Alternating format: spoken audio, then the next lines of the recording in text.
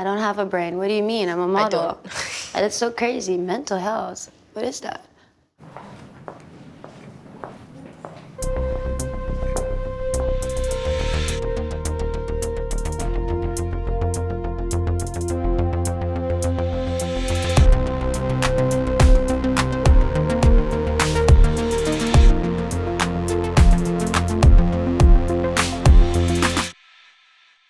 Recently, I recapped how my 2019 was. You know, career-wise, amazing. Personally, for me, Adut, the human being, not Adut the model, it was not a great year. It's actually interesting that like fashion and being around a lot of people who you would think that they're perfect or feel perfect or look perfect or have perfect lives, who are deeply unhappy with how they look and their lives. As a model, you have to literally have this separation of yourself where you don't even belong to you anymore. What it does to your brain is so fucked up. All the models that I know, we all have self-esteem problems. So it's really funny when you see people targeting us and making fun or thinking that we're this like super sexy entity. Imagine the whole world judging every pore of your entire body. Who trained you how to cope with that? There's a lot of pressure to be, and not perfect, but yeah, to be on for people because, you know, for me personally, I never want to seem like I'm not grateful for opportunities or come off as a diva. And, you know, sometimes I feel like you have to like try extra hard to be like the happy, positive model on set. Mental health is really important. I'm only 18 and I'm just going to start working on it. I want to see myself a few years later and see how I'm dealing with life. I suffer from very bad depression and anxiety. I've been suffering with it for some time, and I decided like enough is enough. I'm not gonna keep suffering from this in silence. I know that there's so many people out there who are going through the same thing as I'm going through. What you see in the media most times is the highlight reel. It's okay not to be okay sometimes. It's okay to be sad. It's okay to have bad days.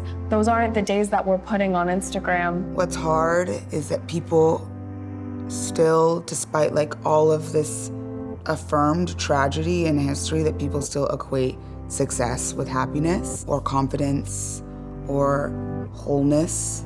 And I sometimes don't want to like let people down in that that's not what it's like.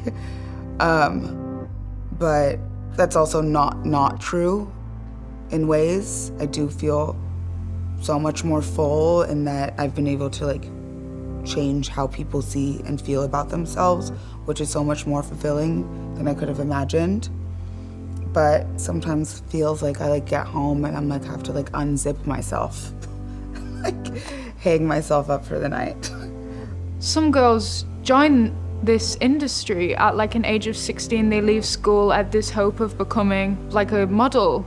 A lot of the time it's money and, you know, they want to support themselves and the people around them, and sometimes like although work may dry up, there's always that hope of something new coming through. But at the end of the day, they just want to keep afloat. Imagine like being in like a workplace where everybody's always saying like, oh my God, you look so good and you're so pretty and whatever and blah, blah, blah. And your vision of life changes maybe a little bit. So I guess people just get addicted to it and then they don't want to leave anymore. So they just rather want to struggle and stay than leave. I think there needs to be a major overhaul in how girls and people are treated, not just as objects, but as disposable. Existing in scarcity is such a dangerous and violent war zone in any space. And fortunately, you know, this version of scarcity in which I live in is still very lucky, but it still takes a toll on me and takes a toll on a lot of people in this industry.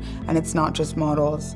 It's why the competition and the abuse of power is so pervasive. It's because everyone's afraid to get kicked out and to be over. And it's really dangerous. I feel like a lot of the models, they don't speak up because they know that they're risking something. Because it's dangled in your face that you're replaceable. It's literally dangled in your face. Like, you don't like how we're doing things, cool, we can replace you. Yeah. This is why people don't speak up. because the fear. Because they feel disposable. Yeah, It's the like- fear is so strong.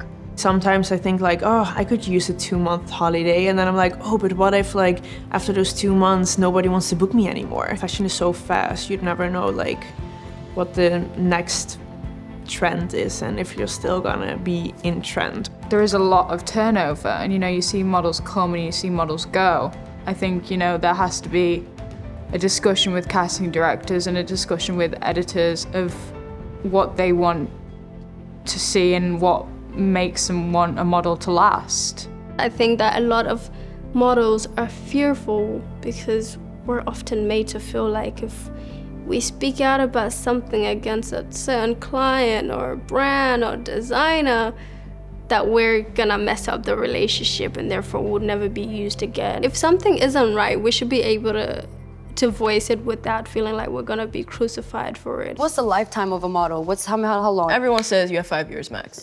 No, but let's just say. Yeah, everyone right. says you have 5 years. But Right. if you're smart and you know what you're doing, you can make it last longer. But think about it. If Thing you're there for is- 5 years and there's all these issues, would you want to be like, oh, I'm gonna speak up, or I'm just gonna get my bag and dip? Yeah. Do you know what I mean? And I feel like a lot of the reason why it lasts 5 years is because of the way this industry did it. ruins you mentally. Yeah. It's not because you become ugly or you look, or No. you can't walk anymore. It's, most models, they quit. Yeah. They just leave, they just walk away. No one says you can't model anymore. They leave broke. They leave broke. They leave tainted. They leave like empty shells of what they once were. They literally have no more life in them. There are so many moving parts, especially being part of an industry with so many different people, that you face a lot of struggles. You have to wake up every day and choose that happiness for yourself, not for someone else and not based on anyone else. I didn't come from any kind of money. I have dedicated my entire 20s to an industry at which tells me that in a few years it's gonna be over. So it's pretty scary. And it wears on my mental health. It has worn on my relationships. I spend 40% of my life on an airplane.